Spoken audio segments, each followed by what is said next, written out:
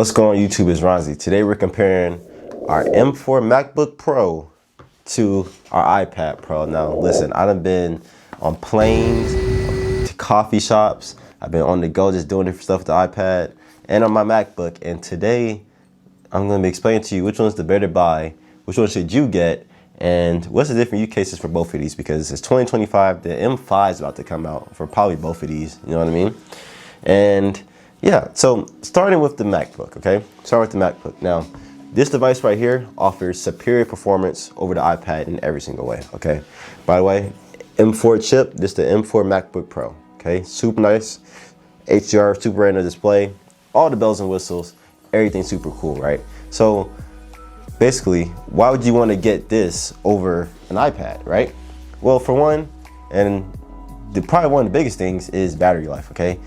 This thing right here pretty much has all day battery life. When I'm editing videos, I'm out on the go, I can edit stuff for a good 14 hours, you know what I mean? And really, I'm not editing hardcore stuff for 14 hours, but surprisingly, this thing right here has held up to the times. Compared to if you're doing the same work on an iPad, that same 4K HDR video that you can get done and exported with on a MacBook will probably take you 3 or 4 times as much on the iPad. Same chip and everything, but it's not really built for that. Like, yeah, this is built for creatives and everything, but the iPad it's just a different use case. Like, for hardcore users, you want to get you a MacBook, but just for the regular everyday stuff, you want to get you an iPad.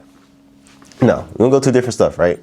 The iPad is, to me, like I said, it's for creatives, it's for students, but it's for somebody that's want to get everything done all at one time, right? What I mean by that, let's say you're shooting a video on your iPhone, okay? Shooting a video on the iPhone, cool, right? You record your audio with your new DJI Mic Mini, cool, okay?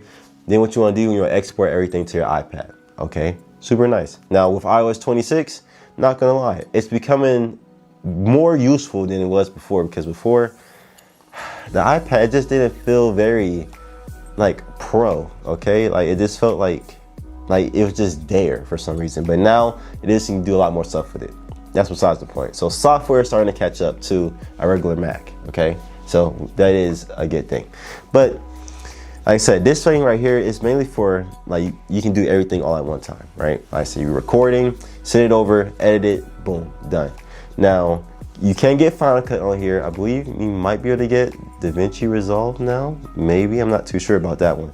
You can get Final Cut, but Final Cut on the iPad is a very, in my opinion, a very washed down thing, because you can't add plugins yet.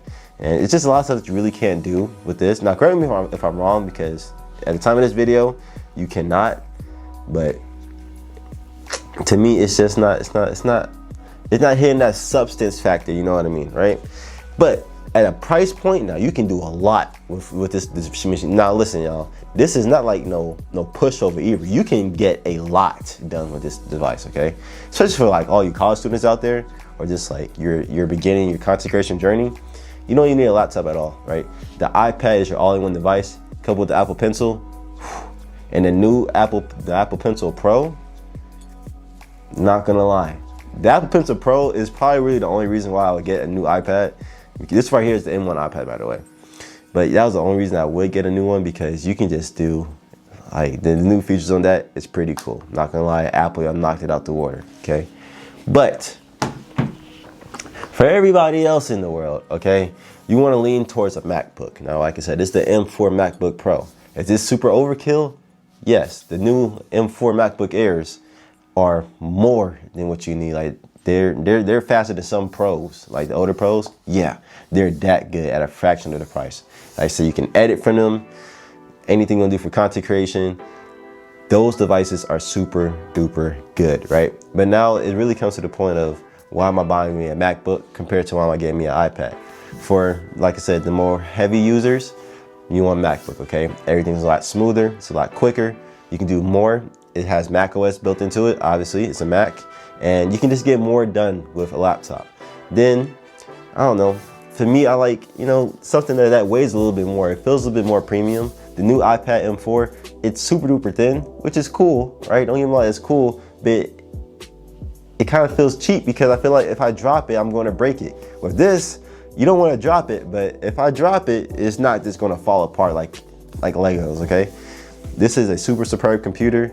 Now, it does come in at a little bit higher price point. I bought this right here for, I think, $14.99. It was on sale. Maybe a little bit cheaper than that. You can find some good deals on Amazon, by the way. But no, just like to get stuff done, like going to coffee shops and everything like that, I prefer working on on a MacBook.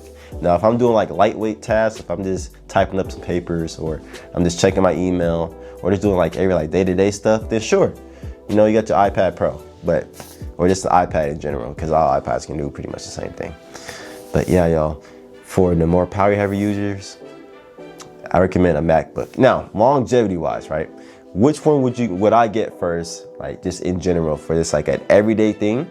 For just everyday, I would get, not a MacBook Pro, but I'll get the new MacBook Air, because like, so you can do everything pretty much the Pro can do, maybe at like 10 seconds slow. It's pretty much a MacBook Pro. Like, it's called the Air, it's pretty much a Pro, just a little bit lighter, but it still is, it's the best bang for your buck. I don't know, Apple, they'll kill it this year with that.